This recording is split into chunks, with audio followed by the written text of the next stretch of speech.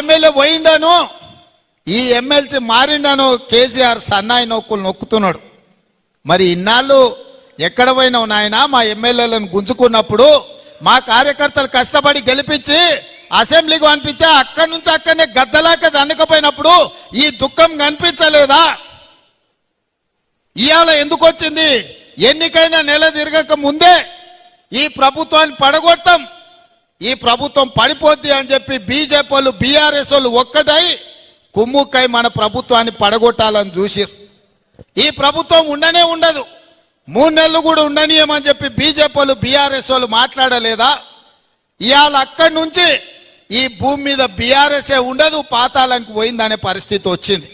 Congress party కార్యకర్తలతో పెట్టుకుంటే నీ పార్టీకి పుట్టగతులు ఉండవని నేను ఆయల్లో చెప్పిన.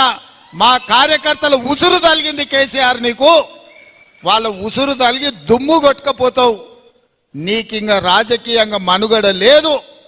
ఇప్పటికైనా నువ్వు అర్థం చేసుకొని ఈ తెలంగాణ రాష్ట్రాన్ని సోనియా గాంధీ గారు ఇచ్చిండ్రు, ఈ తెలంగాణ రాష్ట్రాన్ని అభివృద్ధి పదం వైపు నడిపించాలని మేమందరం కష్టపడుతున్నాం.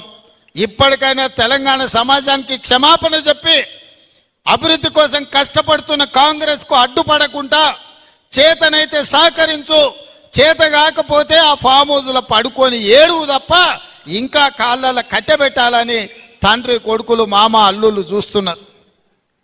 పాతకాలం లాగా లేరు మా కార్యకర్తలు.